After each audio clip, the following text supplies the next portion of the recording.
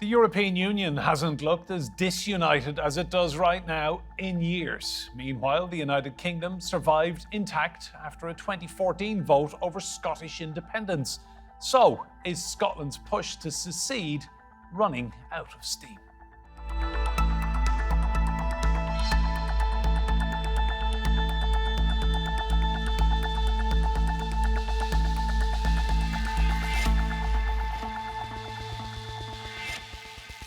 Hello and welcome to Roundtable. I'm Enda Brady. Is there a case for an independent Scotland?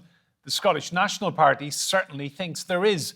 But have a number of scandals within the SNP over the last year become a distraction from its main objective? Not the typical scene you'd expect to see outside a British politician's home, but in April a police probe into the Scottish National Party's finances led here. This marked a low point in the steady decline of the political party pushing for Scotland's independence. In 2014, the nation held a referendum and voted 55% to 45% to stay in the United Kingdom.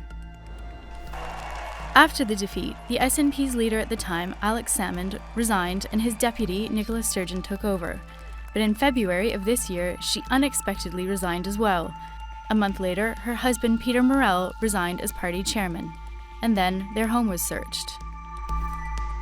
This man now leads the future hopes of the Scottish independence movement.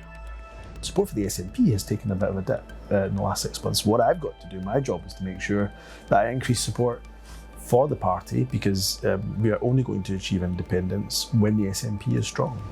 But polls suggest the majority of Scots are not in favour of independence, 52 to 48%. And the Supreme Court dealt a constitutional blow to the SNP, ruling the party could not hold another referendum without the support of the UK government in Westminster. Humza Yousaf says a majority of SNP seats in the next general election would be a mandate for another vote. But is that what Scotland really wants? Earlier, I spoke to Scotland's former First Minister and SNP leader, Salmond. He now heads a rival independence party called ALBA. He says a person in Scotland would have to be over the age of 24 to have had any say in the nation's future. Alex, I want to talk about the issue of Scottish independence. A lot of people feel it's gone away. Tell me your thoughts. No, it's certainly not gone away. I mean, it's quite interesting. I think when international opinion tends to focus, when something's coming to the crunch, when there's a vital election or a referendum, of course, then everybody says, what's happening in Scotland? But that doesn't mean the issue has gone away. It just means that the independence movement has perhaps lost its way in finding a way to express the desire for independence. Actually, independence is near a record high in Scotland at the present moment. Half the population, a huge majority of young people, in favour of independence. So you would say over a period of time, the case for independence is set fair. I mean, Scotland is going to become independent. It's just more difficult to say exactly when and exactly how the circumstances will arise to allow that to happen. You mentioned young people. Scotland was dragged out of the European Union. It voted overwhelmingly against Brexit. What are young people in Scotland saying to you about the future? Well, it's an interesting thing going on. I mean, young people in Scotland are overwhelmingly in favour of independence. You're talking 3 to 1, something like that. But they are not heavily actively engaged in party politics. That doesn't mean they're not interested in politics and issues like independence or the environment or saving the planet. But party politics, I think all the political parties are struggling for young activists at the present moment. So it's almost a dichotomy. You've got this almost a settled will of the young people of Scotland is that the nation should be independent, but not all that many of them are actively engaged in the campaign to get there. In contrast to 2014, I mean, your wonderful illustration there, if you go through that crowd, you'll see a number of things. Well, a lot of young people, a lot of young activists. You'll see European flags, illustrating the point you just made, Catalonian flags. So there was a huge active engagement in 2014. That's not there at the present moment, and particularly among young people. Doesn't mean support for independence is less. On the contrary, it's more. But the activism that brings about that flowering of the expression for national sentiment perhaps isn't there. It needs a stimulus. It needs somebody to light the blue touch paper. Talking of blue, the Conservatives always have the argument that Scotland can't afford to be independent. Scotland can't afford to go its own way. What do you say to that? Well, I mean, firstly, it's a daft argument. I mean, what makes a country prosperous? Well, I suppose there's two things. One would be natural resources, and secondly, there'd be human resources. And Scotland has a huge endowment of both. We're probably, in terms of the natural resource to population balance, we're probably the best equipped country in Europe, particularly in energy resources, but also in land and a range of other resources.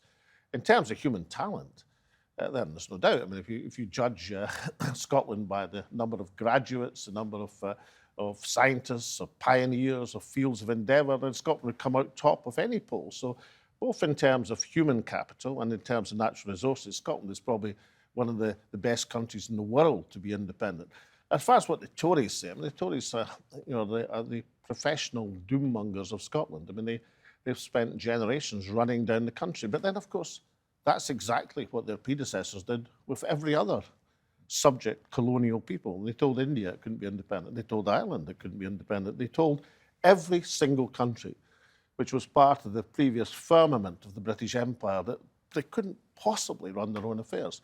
Difficulty is that, well, 50 countries have become independent from the UK since the Second World War, and all of them are running their own affairs. So it's kind of par for the Tory course. Does that narrative then feed Scottish independence, that young people are hearing this over and over? You can't do it.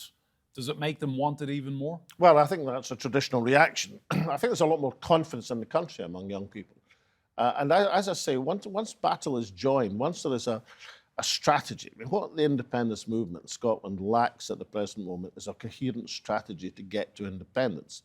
I mean, one of the things I gave the SNP, myself and others, over a 20-year period of leadership was, for the first time in its history, a defined strategy. We'd establish a Scottish Parliament, which we did. We'd become the government in that Parliament, which we did. And then we'd hold a referendum about Scottish independence, which we did. The trouble is now that the national movement have run into a roadblock, a stumbling block, a barrier on getting to independence, and they haven't as yet found the solution to either get round or through that barrier.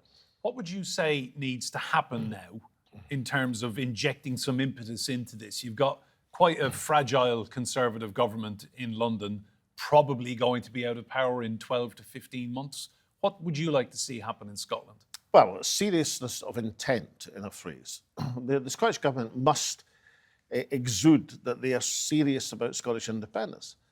I mean, if they don't, and they don't at the present moment, neither under the latter years of Nicola Sturgeon or the early months of Humza Yousaf, nobody in London is losing any sleep about the intent of the Scottish Government. One of the few things that Rishi Sunak is not worrying about just now is the seriousness of intent of the Scottish Government in pursuing independence. And that's what they have to get back. They have to convince themselves that they know what to do, and then convince others that they are serious about the enterprise of Scottish independence. What do you say to the Conservative argument that you had your chance? It was a once-in-a-lifetime opportunity and the people of Scotland have already spoken. Well, democracy is not a static thing. You know, at each and every election, people have the opportunity to choose a different government. At each and every referendum, they have the opportunity to choose a different path for their nation. If Westminster says no to a referendum, and they will, because, you know, ironically, as support for independence increases, Westminster's obduracy also increases, then you have to find another democratic test. This stuff's obvious. I mean, lots of countries have become independent through referendum. Lots of countries, including Ireland, have become independent without a referendum, by using a general election, by having a ballot box democratic test of the will of the people. But if that's going to be the test, you've got to be serious about your intent to make it the test. You've got to tell people up front, if you vote for us, we're going to negotiate independence from Westminster. Once you're serious about it, you can bring into bear the domestic and international pressure to bend Westminster to the will, the democratic will of the people of Scotland. Well, let's meet our guests in Dundee, in Scotland. We have Lesley Riddoch. She is a columnist at The National. And in Fauldhouse, West Lothian in Scotland, is Neil Findlay, a former Scottish Labour MSP for Lothian. Welcome to Roundtable to both of you. Lesley, I want to pick up with you on what Alex Salmond has been saying about the amount of young people in Scotland he feels who have not really had the chance to voice their view. What do you make of that argument? Well, I guess that will always be the case. I mean, to me, it's more of a, do Scots ever have the right to self-determination or not? Because there'll always be a new generation that wasn't part of the last decision. But there's a very specific thing about this youth issue. When you look at the polling, support for independence reaches about 66% amongst people who are aged 30 or under. And there was a lot of research done by Edinburgh University that finds that actually it's kind of young graduates, particularly kind of liberal, well-educated graduates, who are the bulk of the case now for independence amongst the younger generation, and not a sort of rebellious left-behind mob, which is how they're generally characterised. And that research kind of predicted that 60% would be reached by about 2030 because of those demographic shifts and the spread of education that seems to have connected the ideals and ideas of independence more with a younger generation. So there's a lot in what Alex is saying, and it's kind of not going to go away, that demographic shift. Neil, is that your reading of it as well? When you talk to young people around Scotland, are they more in favour of independence, you would say? Well, I think I think Lesley was absolutely right about the comments Alex Salmond made, that you'll always have a moment in time when any vote takes place, and then there's a gap to the next one where people will not have had their say. That's just the way that the electoral system and elections and referenda work. In terms of young people, it's actually quite interesting. If we go back to 2017, when Jeremy Corbyn put forward his manifesto for the UK election, that was hugely driven by young people who wanted an alternative to what we see at the moment, that kind of neoliberal economics, free market economics, increasing inequality, more homelessness, more division in society. So I think young people want change, want a different type of society. And undoubtedly a number thought they would get that in 2014 with the independence referendum. However, I have to say that if we were having another one, the prospectus that appears to be being put forward would not be the radical change I think that they would want. Lesley, Nicola Sturgeon is no longer Scotland's First Minister. She is no longer leader of the SNP. Talk to me about the independence movement since she stood down. Would you say support has faded a bit?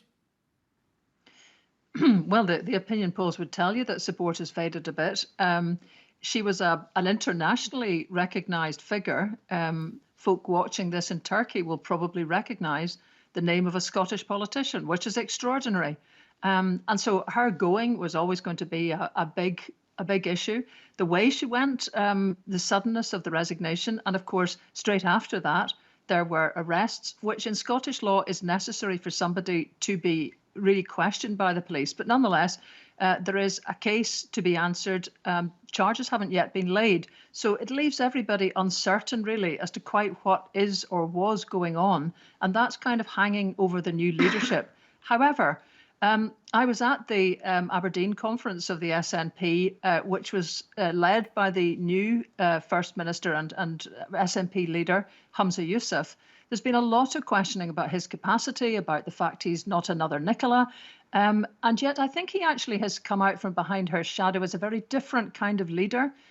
He is a lot more collegiate. He talks a lot more about compromise. He seems to find a lot more to do with negotiation. Scotland has been lucky, perhaps skillful, to have avoided a lot of the strikes that currently bedevil England. And he's setting forth a different idea, I think, of what it is to be a leader, but still very focused on independence. Is that enough to turn things around? We'll see over the next year. Well, he spoke recently about independence, and this was what Humza Yousaf had to say. Let's take a listen. I've got no doubt in my time as First Minister, I will be able to lead Scotland to its independence. Because, as I've already told you, 50% of the population supports our cause. More and more people are coming towards our cause. What we've got to do is finish the job, and the only way we do that is setting out a really positive vision about why Scotland has to be an independent nation. Neil, what is this positive vision of Scotland, would you say, that Humza speaks of, that people need to hear to be persuaded about independence, if you were a cynic? Well, whether it's Humza that speaks of it or any other political leader, what I think a lot of people want to see is a turnaround in Scotland from the disastrous way in which Scotland is being governed at the moment. Our public services are in abject crisis in Scotland at the moment. If you look at the NHS, we had record waiting lists on the NHS prior to the COVID pandemic, and they have got worse. We have a recruitment crisis in the NHS. Social care in Scotland is an absolute disaster. We look at areas like education, where the attainment gap is growing. Services like that councils provide are an absolute meltdown. We'll get to a position soon where councils can only provide statutory services. And the response to that by Humza Yousaf is to announce a council tax freeze, which will entrench problems even further. And if we look in every area of our public services, the very services that hold society together, the glue that holds us together as a society, it has been picked apart and eroded, and we will end up in a even more desperate situation than we are at the moment unless there is radical change. And I think that's what the country is absolutely crying out for. Lesley, is Humza Yousaf the radical change then that Scotland needs? What have you made of him so far? Well, he's a very calm person. That's the thing that strikes you first of all. He's actually been quite brave in that he's walked into the middle of what everyone will know is now a very sensitive issue, the Israel-Gaza situation. His own mother and father-in-law are actually trapped in Gaza at the moment. And the last headlines for us here were that they had a conversation last night in which they were basically making their farewells because they just don't expect to get out. Now, he's a Muslim himself, the first Muslim leader of a nation in Europe, in Western Europe. So that could give all the expectation of very heavily siding with one part of this appalling situation. But he has managed with a lot of gravitas and sensitivity to connect all the communities in Scotland. He's visited synagogues. He is reaching out to all those communities, but he's expressly saying that a ceasefire had to happen, a humanitarian corridor had to come in. He's asked the UK government to create special refugee status for anyone from Palestine who wants to leave, and of course many will not want to leave, and has offered to take a medical evacuation of those people from hospitals before the terrible events of the last couple of days about hospitals. All of those require UK government permission to do because Scotland is not in charge of issues like immigration, and yet he has really reached out a hand of support in a way that has worked very well in Scotland and is seen as compassionate and humanitarian, in contrast really to the positions taken by both party leaders from Westminster. Neil, how does he punch through to people on the street? I mean, Nicola Sturgeon was such a great communicator. Does he get his message across well, do you think? He has been handed a very difficult deal from Nicola Sturgeon, who has gone at a time, as I say, when all the essential public services in Scotland are lurching from one crisis to the next. And that is going to be the issue that will determine whether the SNP continue to get the support that they have had over the last 16 years or so. All the indications are that the political wind is changing somewhat in Scotland, but the SNP are in a very powerful position from where they were from 2019 and 2021. However, I think the shine is definitely coming off, and people are looking for an alternative. From my own perspective, I'm not entirely convinced that the Labour Party is providing that alternative. Lesley, just looking ahead to next year, in all likelihood, probably going to be a UK general election. How big a deal in Scotland, when we've been speaking about public services and how tough life is for people at the moment, how big a deal will independence be on the election manifesto next year? Well, I mean, any question like this gets two answers. You know, for anyone who supports independence, it's pretty important. For those who oppose it, it's not important. But the key thing will be whether or not Humza Yousaf and the SNP can actually persuade the electorate that a lot of the cost of living crisis is about not having controls over levers, not having full control of the economy. So, for example, it's very likely that Labour will win this next election. That looks nearly certain. That gives you 5 years of respite from a Conservative Party that the Scots have not voted for since practically 1920, when the Labour Party was first formed. We've been voting left and getting right pretty much for a century. Now, you can keep doing that. You can keep voting for a social democratic kind of politics, and you can keep getting what actually is, in Western European terms, one of the most far-right Conservative governments we've ever seen. Or you can take the power back into your own hands and get the government you vote for every time with independence.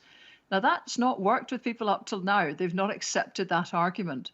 But that's the one that has to be won to make the general election something the SNP have a hope of doing well and remaining the largest party in. Neil, your old party Labour has very big ambitions in Scotland next year, and all the likelihood is that if they take the seats they want to take, they will propel Keir Starmer into Downing Street. If Labour do really well in Scotland at the expense of the SNP, how damaging do you think that will be for the cause of independence?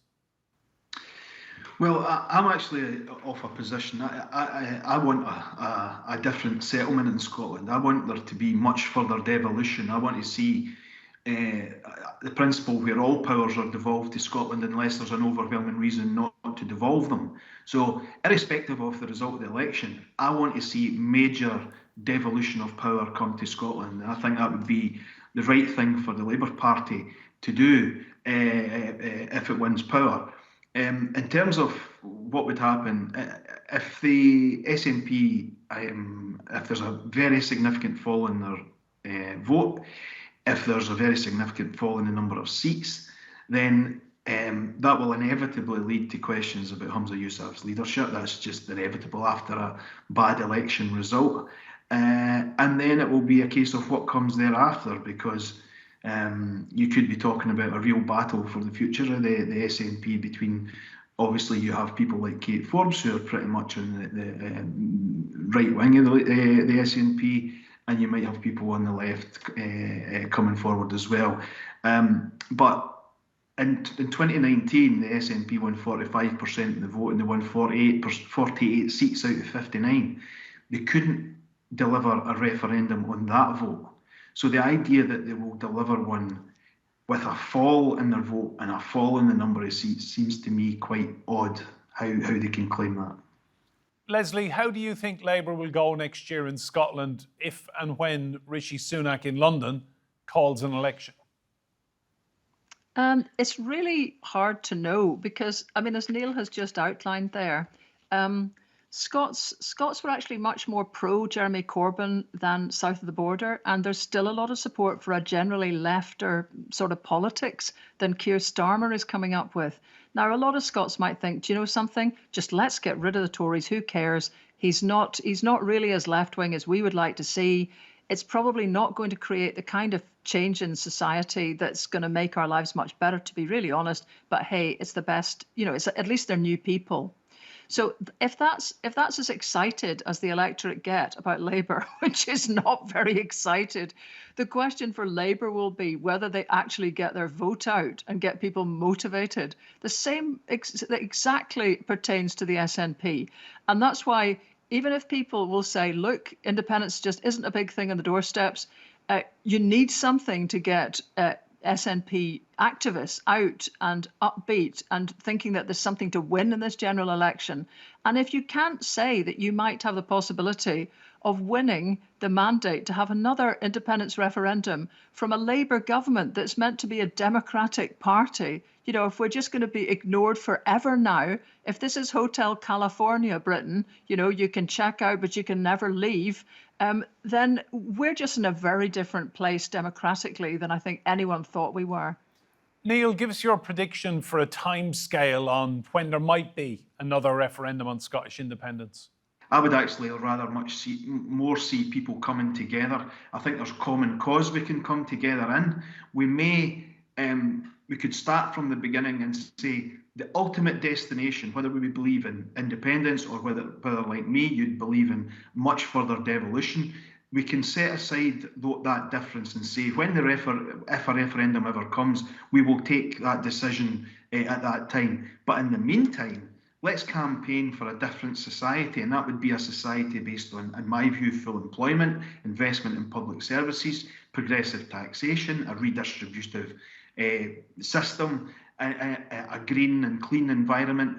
All of that we can come together on and put pressure on all of the political parties to deliver on that agenda. Lesley, just briefly, give me a prediction. How long will Scots have to wait for another referendum? 5 years, 10 years? Actually, impossible to keep saying no. If independence stays where it is or grows to 60%, it's impossible for a democratic party like Labour to refuse that over a timescale of 10 years. Lesley, Neil, thank you both so much for your input and your insight. Remember, you can see more discussion and debate on our YouTube channel. Search for Roundtable TRT World. But for now, from me and Brady and all of the team here, thank you and goodbye.